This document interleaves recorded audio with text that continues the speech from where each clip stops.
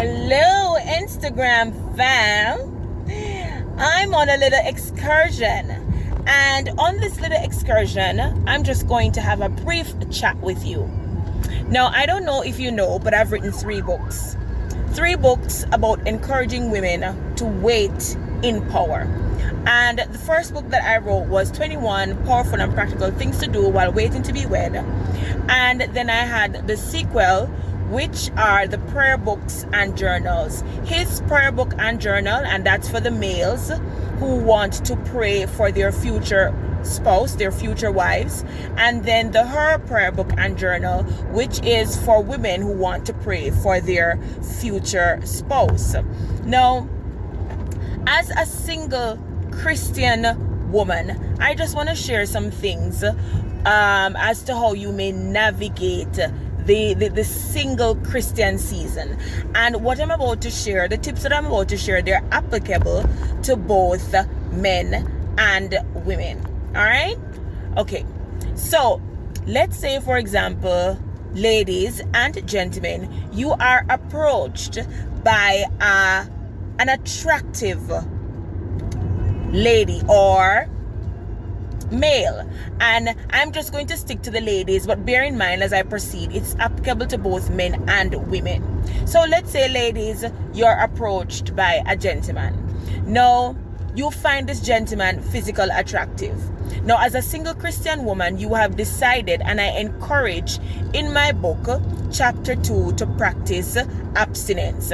And you know, I am going to share something that I have found out as I see both men and women purchasing my book.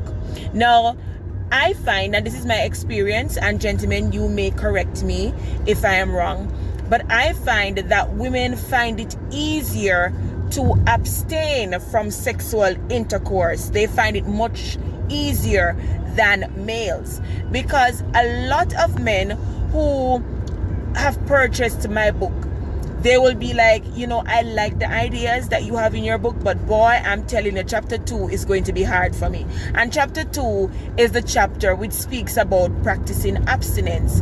Because, ladies and gentlemen, if you are planning on getting married, why engage in sexual intercourse with people who you know it will never lead to marriage? And first of all, you shouldn't be engaging in sexual intercourse with anyone other than your husband, because there is no such thing as just physical gratification, sexual gratification. Even if you walk away from that relationship physically unscathed, you have not walked away spiritually unscathed. You have harmed your spirit, because everyone that you have sexual intercourse with, you become one flesh with them. And that's a whole nother video, so I will not delve into that area. But let's say, for example, you are approached by someone who you find attractive, or based on how they approached you, they piqued your interest and you want to carry the conversation further. Now, as a single Christian woman, I don't believe in dating, and that's a whole nother video that I will go into another time. But one of the questions that you want to ask is, do you believe in God? And if the person responds by saying like, you know, I don't really believe in God per se, I do believe that there is a higher power, carry the conversation no further. That is going absolutely nowhere, because how can 2 walk unless they agree? Be not unequally yoked.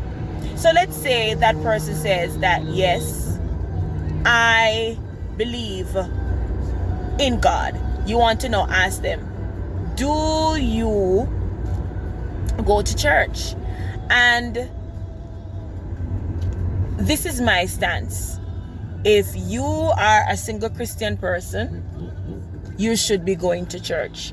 You need to be in a gathering, in a place where you can engage in wholesome, godly conversations that will encourage you to continue on the path of righteousness. And I'm somebody who goes to church, and I don't want to be struggling with you every time I'm stepping out of the house because you don't want to go to church, right? And one of the things that I want with my future spouse is for us to go to church and to worship together. That's my desire, and I'm not going to settle.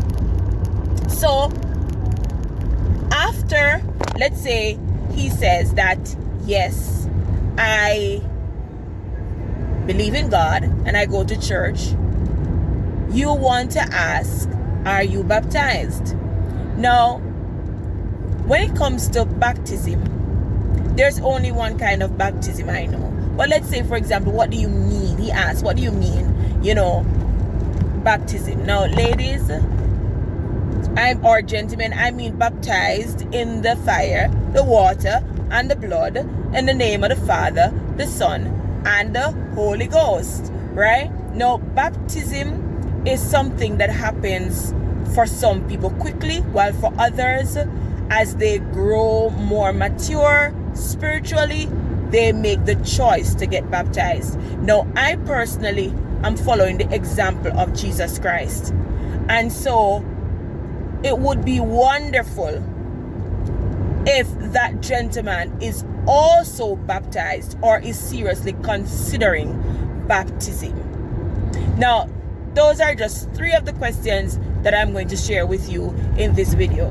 There are other questions that you can ask, but those are what I call conversation starters or breaking the ice questions that you can ask as a single Christian man or a single Christian woman. And I'm going to close my video by saying, ladies and gentlemen, do not compromise with your bodies. If you are not married, you are not making love, you are fornicating.